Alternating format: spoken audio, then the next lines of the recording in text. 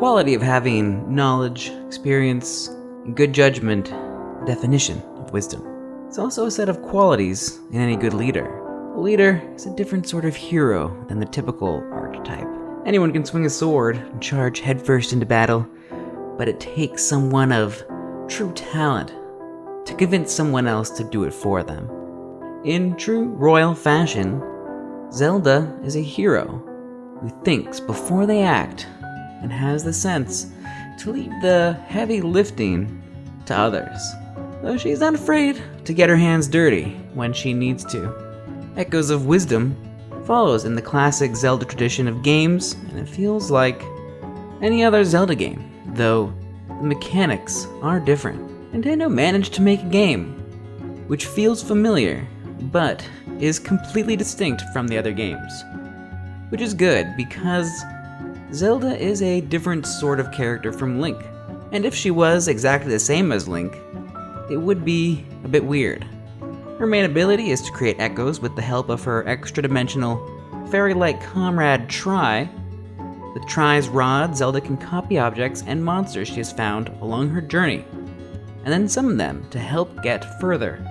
Rather than fight battles herself, she mostly sits back, while one of her monster echoes does the fighting for her. Reclining is Zelda's other superpower, as she can summon her bed anywhere she wants, and sleep in it to recover hearts, no matter if she's in life-threatening danger. She also gets a bonus if she wears her PJs. Visually, the game follows in the style of the Link's Awakening remake for the Switch. It's a cute, isometric, top-down style. It looks kind of like Little Toys or Polly Pocket. Despite the cute visuals, the gameplay is somewhat innovative, as there is a lot of complexity which comes along with being able to summon all these different objects. Despite there being canyons and mountains, Zelda quickly gains the ability to climb up any surface she wants, using a smiter. The creators also decided that the treetops are literally just one surface, and she can just walk over the treetops as if they are solid ground. Traversing the map is not a problem for Zelda in this game. The game also borrows elements from other Nintendo games.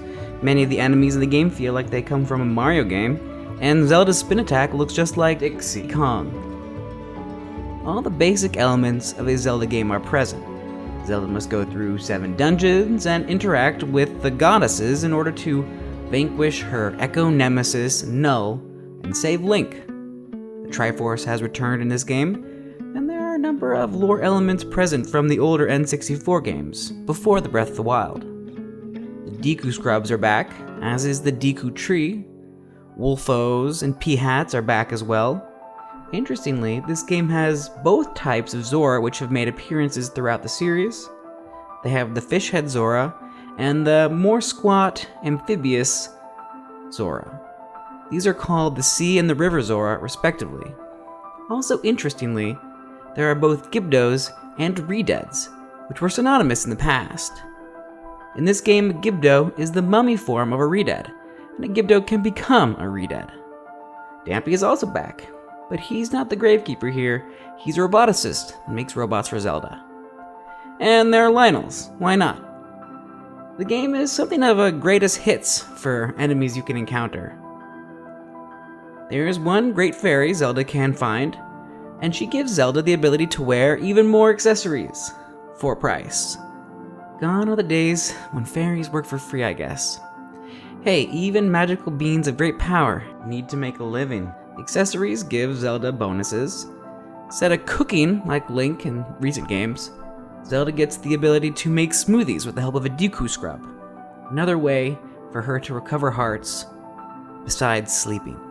I wouldn't call this a perfect Zelda game. Some of the puzzles are too abstruse and lack proper introduction. In the wetlands, there is a dungeon which is powered by these crystals, which turn on with electricity. But you pretty much have to just guess that electricity will power the crystals. There are no indicators aside from the fact that there are a lot of electric-type enemies in the biome. I mean, crystals don't generally carry electricity, so I don't know why you would know that. I was able to guess the crystals on the Switch, but more annoying are these time switches which appear in some dungeons. There is basically no way to know that you will need to touch both switches at the same time for them to activate. I literally thought the game was just being buggy. As for the echoes, there are too many and it gets tedious scrolling through them by the end. At the very least, they could have categorized the similar echoes because it really gets excessive. Echoes of Wisdom is a solid spin-off of the classic Zelda formula, and I enjoyed diving back into Hyrule from a new perspective. Zelda's powers to copy what she sees and sleep in life-threatening situations are unmatched, though I still think I'd prefer the vanilla experience, or the mint experience. Now that they've done Link and Zelda, I think it's time they make a Ganon game. As always, make sure to follow the channel and like and subscribe, and I'll see you next time.